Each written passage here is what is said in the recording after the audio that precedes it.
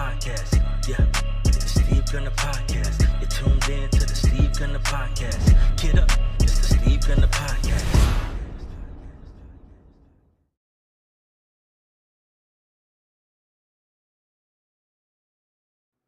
Welcome to another episode of the Steve Gunter podcast, where we discuss the steps, the strategies, and the mindset of real estate investing tailor-made for the pro athlete.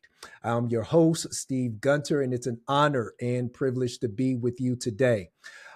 Look, guys, today we have a man who needs no introduction. He was an elite college football player at the University of Oregon and the University of South Florida. Today, he's a luxury realtor of the sports and entertainment division here at Compass and the official real estate agent for the Tampa Bay Buccaneers. You may also know of his father, Coach Tony Dungy, who led the Indianapolis Colts to a Super Bowl 41 win. Ladies and gentlemen, please welcome my man, Eric Dungy.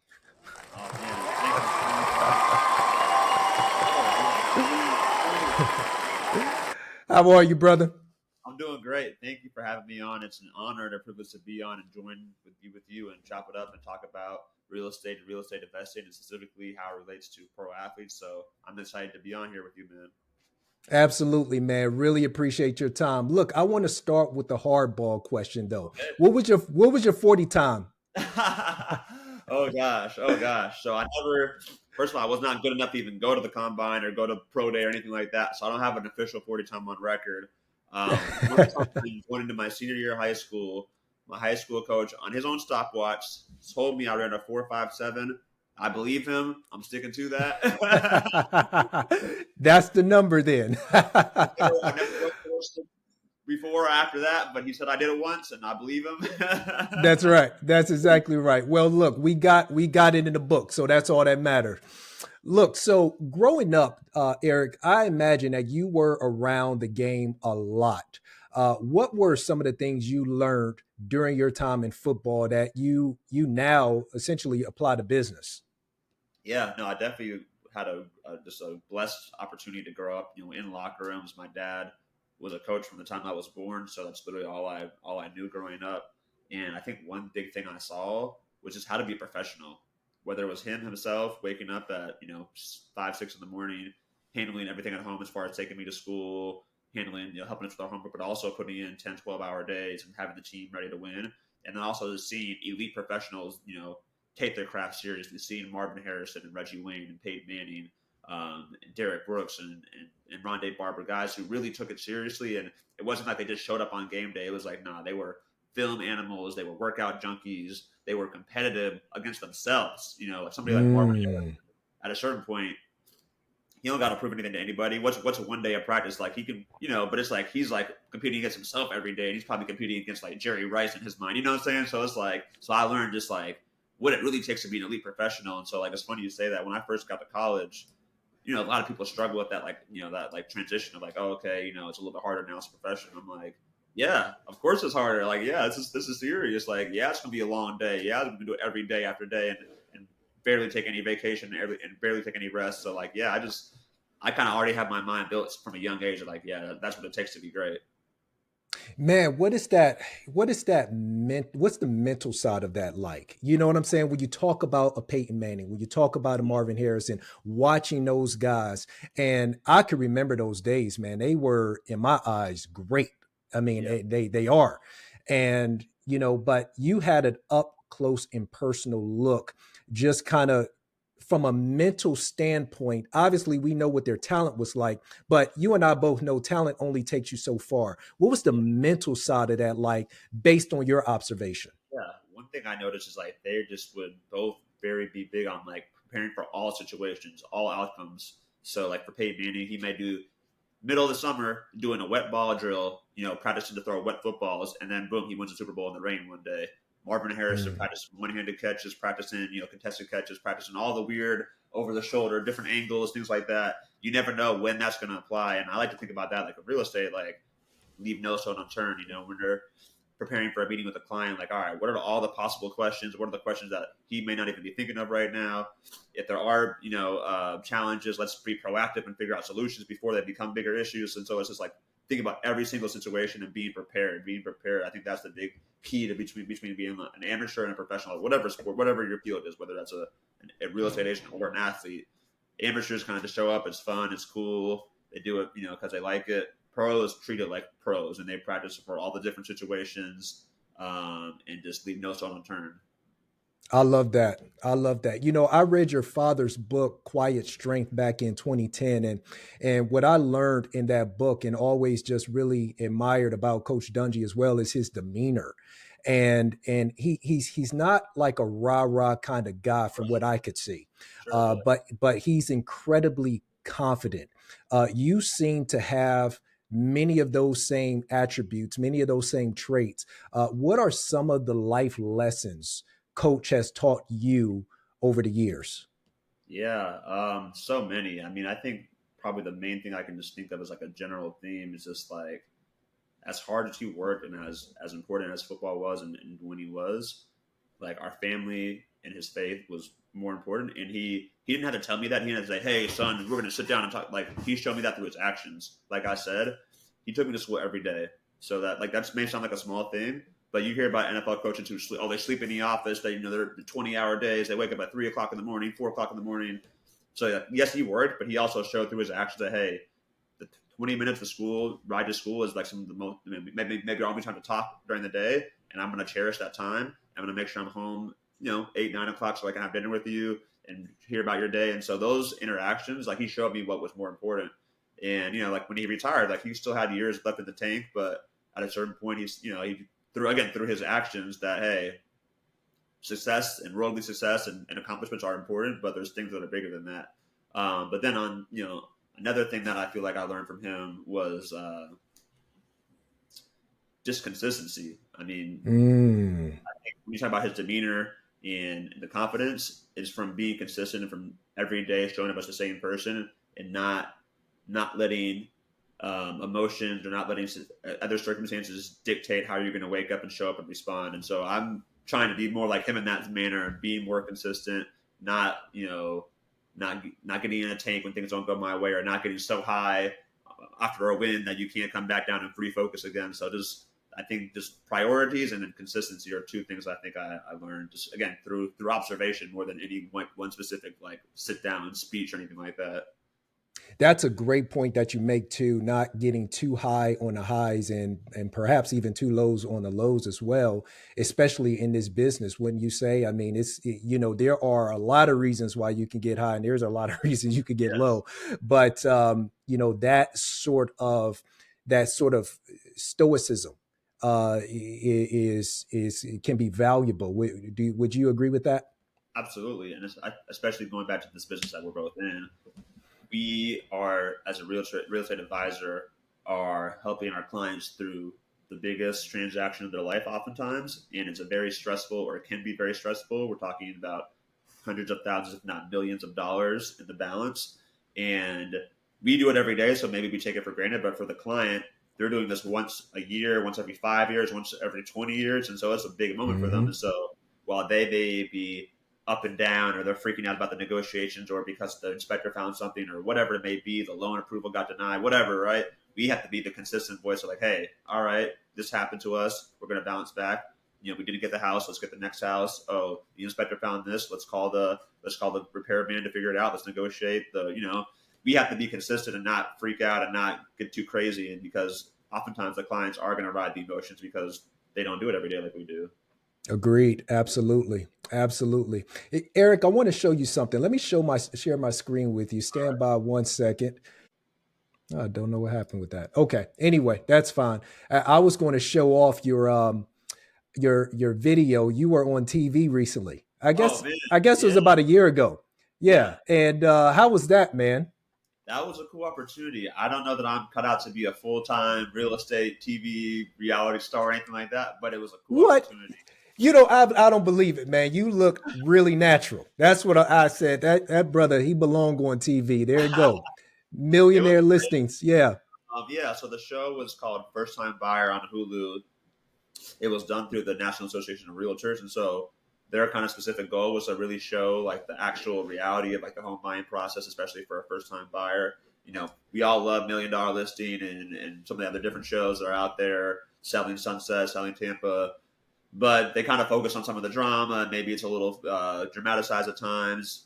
Selling first time home buyer really tried to kind of really show you like what it was really like. So that was what excited me about the opportunity. And it was a lot of fun. We did 2 days of filming, and there were like, 8 a.m. call times. We're there till 6, 7 p.m. They're going to shoot my scene. Now they're going to change their mind and shoot another scene. And I got to be, so it's a lot going on. And for somebody who likes to be on a schedule and kind of stick to my schedule, it was a little challenging, but great experience. And it was a really cool kind of time to bond with my client too, Kristen. She's an amazing young woman. And kind of to be able to do that and go through that with her, we still talk about that to the day. She's like, "Oh my gosh, like we were on TV together," and it was, her friends, got to watch it. We did a little watch party, actually at the Bucs Stadium for her when the episode premiered. So it was a really cool experience. I love that, man. Wait, let me switch gears for a moment. So, when you first got into the real estate business, was it always your plan to work with pro athletes? Not initially, but pretty quickly that was kind of my plan. So I'll take you back a little bit. Mm-hmm. First got into real estate. I had college athlete, very focused on playing. I did well in school, but I didn't necessarily have career, plans. I just thought I was going to league like everybody else. And then it wasn't until I didn't that I realized I wasn't. Mm-hmm. Mm-hmm. After a couple of different, corporate America, some internships, trying some different things, I kind of got to a space of like, man, I really want to work for myself. So I got my real estate license with the goal of like flipping houses. I was like, man, I'm going to be a flipper. It's going to just be me. I don't have no boss, no anybody else. I'm going to get a little loan on the first one. After that, I'll start using my own money and just build it up. That was my plan. Mm-hmm. And then a few months into that, just the doors weren't opening. I couldn't really find the right projects. Wasn't meant to be. And so then I was like, all right, I got to do something different. And I just started thinking like, man, I played sports. That's kind of like, people that I know that know me and that are comfortable with me. And obviously I don't look like the traditional realtor. I know that. And so I'm just thinking about like, how can I do this? And so I was kind of just brainstorming like, sports, what can I do? And then like within a few months, I met my business partner, John. We met Ben Moss. We joined Compass. They had a sports entertainment division there. It was crazy, like serendipity. Yeah. So within a few months, I kind of just started speaking and like brainstorming of like, how can I work with real estate, with athletes, and what can I do? And I think there's a power into like speaking things into existence, because I had never heard of Compass. I had no idea there was a sports entertainment division. But for me, just putting that out there, I just met the right people and the right doors open, and I haven't looked back. That was about 7-8 years ago. I'm here with Eric Dungy, luxury realtor with the Tampa Bay, in the Tampa Bay market. Eric, pro athletes have a super busy schedule. Yes. Those guys are constantly moving, constantly on the go. What are some of the things that you try to implement to make sure that they not only receive great service, but they know that you're on top of things and they don't have to worry about much? They're like, okay, I know that Eric is on it. Eric and his team is already taking care of it. Well, I think the main thing that you said, it goes back to service. A lot of times people reach out to me, hey, I want to work with professional athletes. I think that's really cool. And it is cool. But if you get into it for the wrong reason, if you think it's all going to be sexy and you're going to be driving around in your Bentley and you're going to be eating, drinking champagne, and it's not quite the lifestyle. It's service. And so one thing is it's not about you, it's about the client. So the client he may have a game or practice. You may have to switch the schedule at the last second. You may have to show him a house, late at night or first thing in the morning. It may have to be a virtual showing on FaceTime. You may have to speak to his advisors or his business manager to get, authorization. Whatever it is, I just kind of go into the attitude like, hey, it's not about me. This is about this client. I'm trying to make this easy as him as possible, him or her as possible. And so, like I said, it's about just having that servant's heart. And then it definitely helps to have a team with some systems in place. That way there's no chance that things fall through the gaps. Every time I get a contract, I send it to my admin. They have a whole checklist of things we do. Then we're sending out reminders to anybody, whether it's the client, his sports agent, his business manager, whoever. They're all going to get copied on that. That way, every date, the inspection, the escrow, the loan approval, all that is nobody missed it. So there's accountability. When there's multiple people who are all on the same page, then there's no way that things will fall through the cracks. You sell some big houses, dude. some really big houses. I was on your site. I said, man, need some big houses this dude is selling, which is outstanding. Your team is doing great work there in the Tampa market. How important is it to have a network, though, of people you can connect with in order to get those properties sold? And what might you do differently from a marketing standpoint with properties in the luxury bracket? Yeah, having a network is huge, especially when you get to a certain price point and a certain offering. The traditional, 3 bedroom, 2 bath, whatever starter home. That buyer is probably going to come from somewhere within your area. They're going to see that house on their MLS with their agent. When you're looking at, penthouses, beach houses, huge lake houses, the buyer may be local. The buyer may be from New York. The buyer may be from California. The buyer may be international. This could be a second home. It could be a third home. It could just be a trophy house. And so, from that standpoint, you gotta do more. You can't just do the traditional hang a sign, throw it on the MLS. So I'm very grateful to be part of the sports entertainment division. We have over 150, I believe now up to 170 agents from across the country in pretty much every major market where there's an athlete or an entertainment presence. And so literally just yesterday, one of my clients who's a coach for the Bucks is selling his home, and I sent that home on a private exclusive, so we're not even on the market yet. I said to everybody in our sports entertainment division, and we already have one showing for Saturday. And so, again, I couldn't just sit there and just say, hey, I'll list on the MLS and hopefully somebody has a buyer. Like, this is a big house. It's a big client. And so you got to pull out all the stops. I saw that house too, man. Man, that was beautiful. That was a pretty one. Yeah, really nice one. So I'm sure that one's going to sell really quickly. I would imagine also your travel schedule is busy. Are you traveling a lot, connecting with a lot of agents and clients across the country? Yes, I am. And that's somebody told me, I shouldn't say somebody, John, my business partner, John Fincher, told me from a very young age that people do business with people they know, like, and Hmm. trust. So that's the name of the game. And so I do a lot of traveling, building relationships between other realtors because, like, just as I was able to promote my listing to a nationwide network of realtors, also that nationwide network has people relocating to Florida all the time, especially where I live, where there's Oh football yeah. players, there's baseball players, we have spring training, we have a litany of personal trainers, for people to train with in the off season, and then also building relationships with then people in the sports business, sports agents, business managers, financial advisors, business managers. There's a litany of affiliated professionals that are working with athletes, and it's a relationship business. That it is what it is. So whether I'm going to the NFL Combine, NBA Summer League, MLB Winter Meetings, even Compass, they have our sports entertainment division has different meetups. So it's just all about building relationships, giving value, and your network is so vital in this business. So I spend a lot of time traveling. It can be tiring, but it's well worth Hmm. it. Absolutely. Dude, I actually never been down to Tampa before. Really, you got to get down here, Never. man. It's a place. I've heard, man, you guys got all the spots, all the restaurants. It's just a gorgeous downtown area. And St. Pete, did I say that right? St. Pete. Yeah, it's Yeah, where yeah, that's the spot to be as well. yeah. So I love where I live.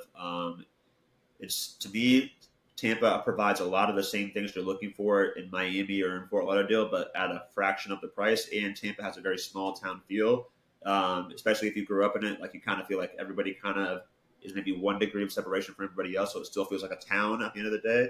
But whether it's the water, the beach, we've got pro sports teams, we've got high end restaurants. The cost of living is relatively affordable compared to South Florida, so it's got a lot of great things, to offer, and it's warm every day. We were just talking before we got online. It's 75 degrees right now, Mm. so it's Tampa is beautiful. And then St. Pete, which is our sister city, 20 minutes across the bridge. A lot of the same offerings, and a little bit different vibe, a little bit more artistic, a little bit more chill, a little bit more laid back, more like craft breweries, more like dog friendly restaurants if you want to take your dog to the bar, like that kind of Hmm. vibe. So there's something for everybody, whether it's Tampa or St. Pete. There's kind of a spot for everybody, and two gorgeous places to live. I'm coming to see you, man. I'm coming to see you. You sold me. I'm coming to see you. I'm coming to Awesome. see you, and it's going to be a good time. Yeah, Definitely. well on me, man. Whenever you're ready, I'll show you a great time. Moving into investing. Yeah. Many a times, guys aren't always considering their transition out of the game. Right. I was actually just online with former NFL player about a week ago, and he's a home builder today, and we were having this exact conversation. How focused guys are in their sport, and I get it. I get that part too. I mean, it's hard enough to get there, and Yes. it's even more difficult to stay there. And so I get, you know, putting your head down and making sure that you're focused on what you need to be focused on. However, um, I also think it's important that you gotta have some planning and planning out, planning your transition away from the sport. Uh, are you seeing more guys starting to think in that manner? And what role does real estate play in that? Yes, I have seen a lot more guys think about that, and honestly, I think to me, you got to go back to like LeBron James. To me, he was the kind of Mm, guy that said, "Hey, yeah, we're athletes. It's great. We're going to make a bunch of money and win championships, but like off the field, like let's build legacies. Let's create generational wealth." He kind of made it cool to like care about business and cared about investing and care about other things other than just playing ball. And you've seen a trickle down where you see guys they want to own commercial real estate, they want to own residential real estate, they want to, they want to create passive income. So I think that's a big thing is what is your lifestyle right now? How much does that cost you per year? And then figuring out how can I generate that passively when I retire? That way I don't have to adjust my lifestyle. I don't have to stop eating at the places I want to eat. I don't have to sell my house and downsize. I don't have to, get rid of my car because yeah, you earned that lifestyle, but now you want to keep it. So how can I figure out how to get that passively? And if you can make some strategic purchases or investments, whether that's with real estate or with stocks and bonds or with other things, then you kind of realize, hey, I can actually just live like this for the rest of my life. Like that's when the light kind of goes off. So I've seen a lot more mm, guys that are like, hey, I'm only going to live off a small amount of my salary. That way I can afford mm. to buy real estate or I can afford to invest or start a company when I retire. So you have a lot more guys that are buying real estate instead of buying chains or buying jewelry or Hmm. buying, not that you can't, have a little bit of fun, but they're realizing the priorities and what's going to be an asset versus a liability. That's right. That's right. Ben Moss and I chatted a couple of months, well, a month ago, and that was the conversation that we were having, the difference between an asset and a liability. And man, he went into depth about that. And Ben is just such a bright guy. It was Yeah. just, I mean, Ben gets into it really deep. And in his book, he also details that as well. And so, love that, man. I'm a guy who is just starting out. Yep. I'm an athlete. I'm looking to become an owner of real estate. Where should I start? That's a great question. So I think you have to kind of take a step back and think about some things. Yeah, it's great to like buy, hey, you just made it, got a little check, and you want to buy that dream home, or you want to buy that nice home, and nothing wrong with that. And for some people, like, hey, just having that stability of having a primary residence means everything. I don't know how you grew up. You may have bounced around growing up. You may have been in apartment to apartment. So if you want to buy that first home and kind of secure your family, great. But also another thing to look at is what if I buy an investment, whether that's commercial or residential, and then maybe another year I buy another one, and another year I buy another one, and maybe after 5 years, that dream home, that $1 million home, and now I'm just paying for that out of residual income. And so there's that conversation, and again, you have to think if you're 20, 21 years old, are you mature enough to buy residential or commercial investment property and manage it? Maybe you're not. Maybe you're not ready for that. Maybe you need to wait till your second contract. But having those conversations and that thought of like, hey, again, if I can make my passive income pay for my lifestyle, that's kind of the key to wealth.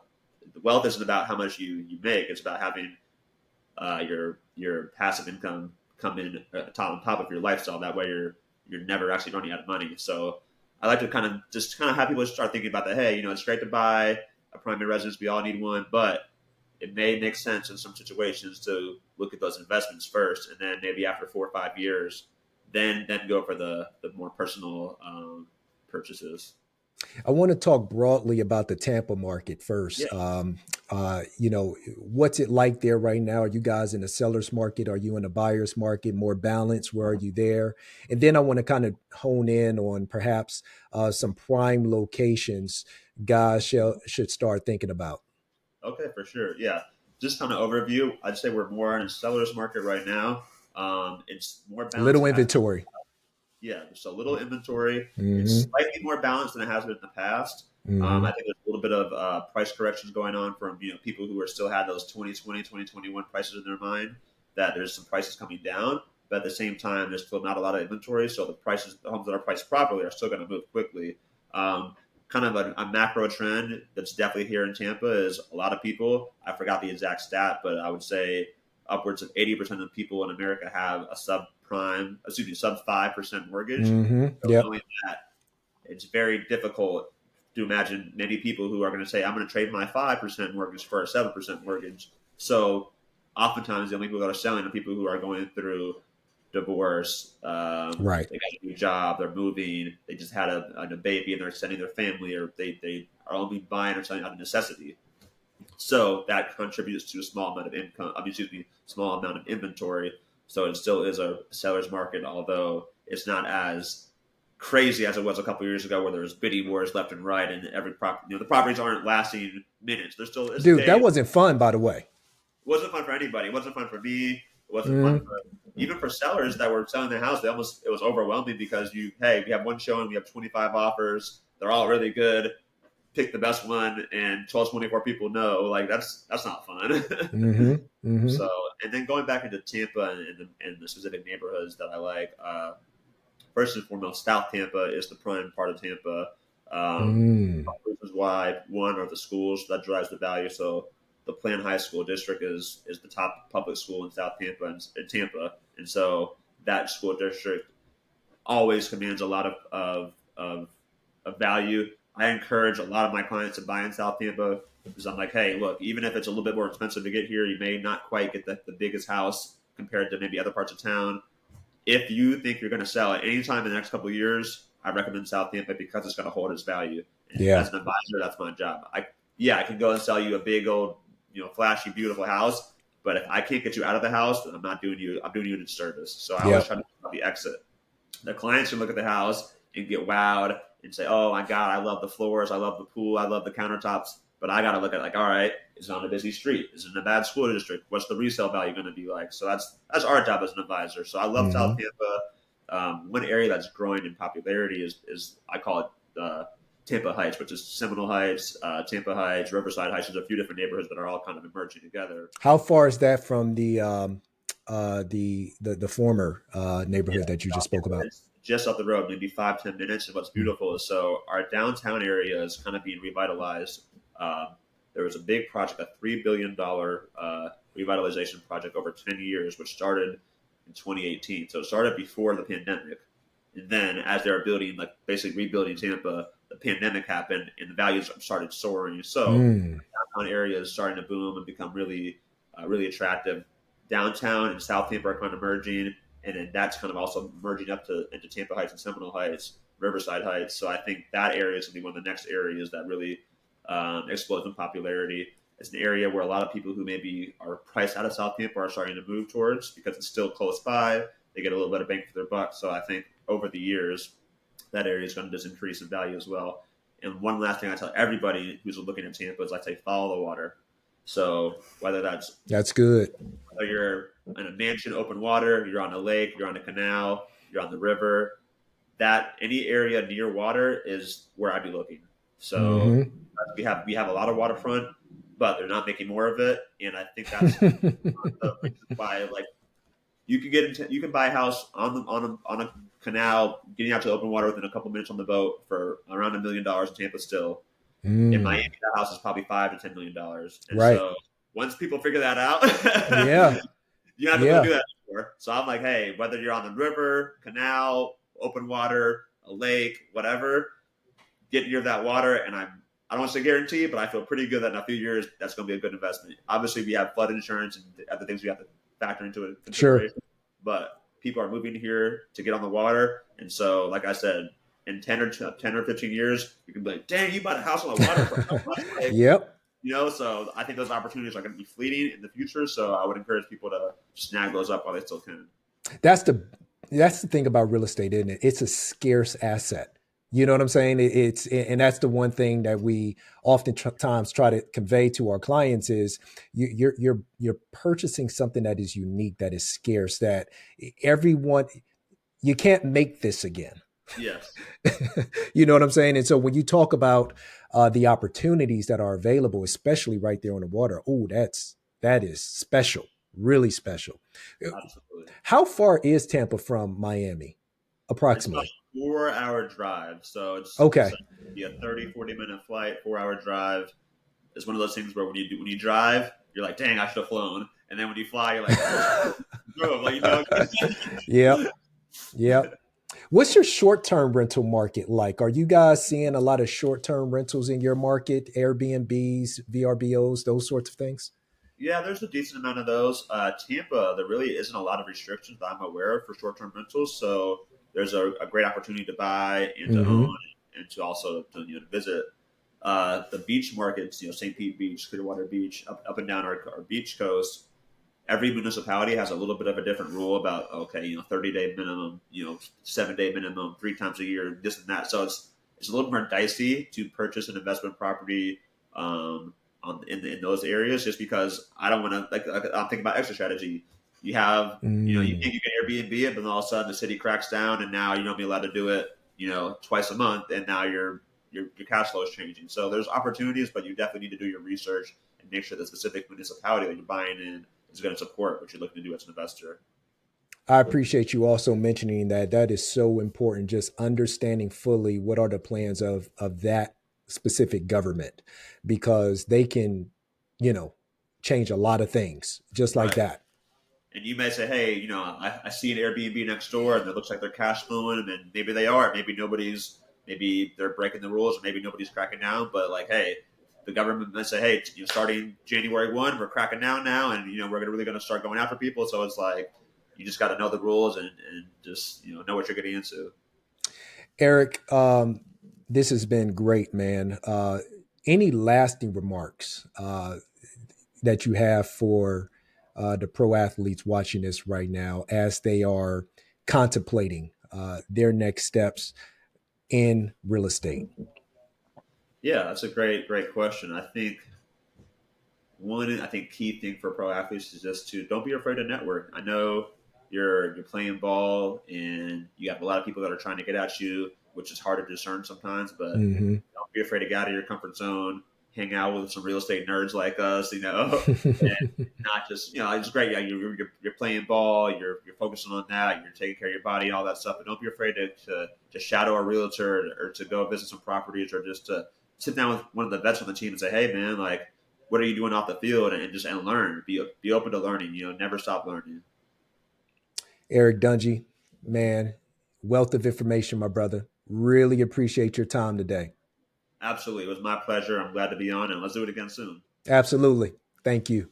Awesome. Can't stop, we can't lose. You can't win if you snooze. So do more and say less.